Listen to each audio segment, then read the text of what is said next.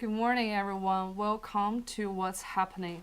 On April 2nd and the 3rd, there was the UC-wide TA strike. I think most of the undergraduate students, including myself, are aware of this. And some of them may even remember this is not the first TA strike that happened on the UC campus. However, do we really understand why the TAs went out on strike? Today, it's our great honor to have two of the participants of the strike, and they're also the union members to talk about the details. With me, I have Maria. Thank you for having and us. Leslie. Thank you. So Maria, can you tell me what are some of the concerns of the graduate students, of the TAs? One of the reasons why the strike happens, and one of the major reasons, is class size. So a lot of the teaching assistants, they're all graduate students, have to, because the class sizes are so big, are in charge and responsible for an ever-increasing number of students every year, right? Some graduate students have even been grading or teaching sections of up to 90 students.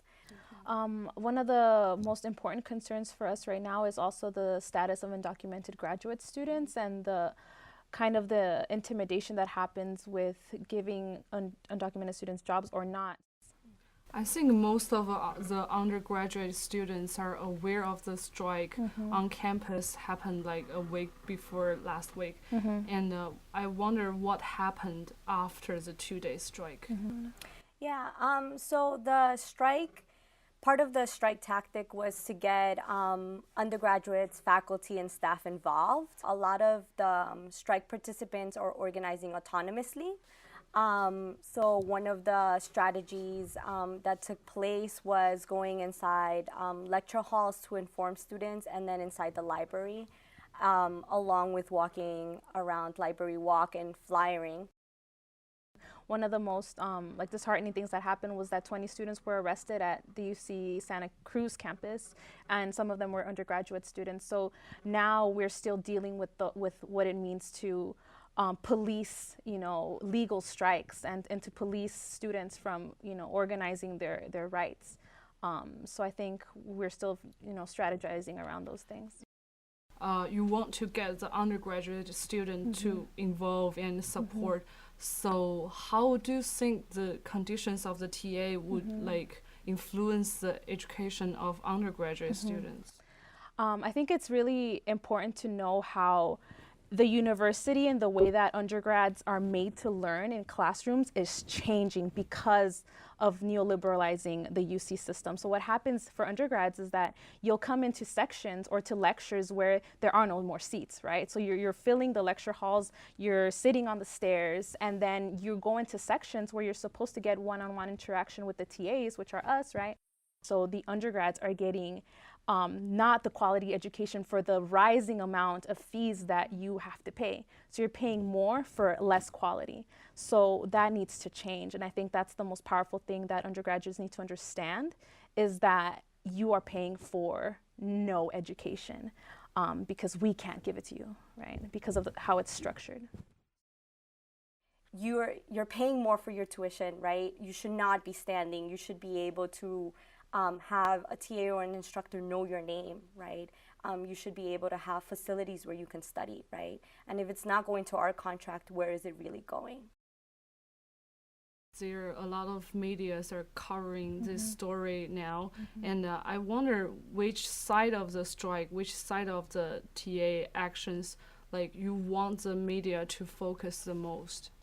So since the strike, there has been 70 media that have covered the strike across the United States, including the New York Times, Al Jazeera. Yeah, I think that the media so far has focused on the demands of the union and on the toxic structure of the UC system as a whole. So I think the analysis has been really great and really helpful for us to use as information that we can then, use as educational tools for everyone to continue to support.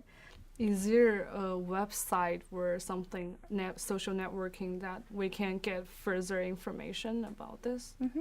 Yeah, everyone can visit uaw2865.org, which is the webpage for the union, the location here for the UC campuses. And there you'll find information about the strike, about the elections, about the demands, the specific demands. And it's really important that everyone really be informed, right? And be able to make the connections. I hope that everyone, undergrad, grad, staff, faculty, can start talking to each other and not be afraid to break out of these relationships that are supposed to be hierarchical, right? That faculty shouldn't, talk to students other than in the classroom. I think it's okay to talk to each other so that we understand our lived realities every day, and to notice that it's not okay the way that we're living under this UC system, and to fight for each other. Definitely. And I, exactly what Leslie said, I think part of it is also, continuing this, right? Seeing that all of the struggles are connected. So we really hope to see everyone out on April 30th for the open assembly. Again, it's going to be by the Silent Tree in front of Geisel Library. And it's just open to everyone, staff, students, professors, right? Just everyone. And just to talk about what does it mean to be a part of UCSD with just the privatization of the university, and where can we go from here, right? Thank you so much for joining us today. Thank you. I'll see you in the next program. Bye.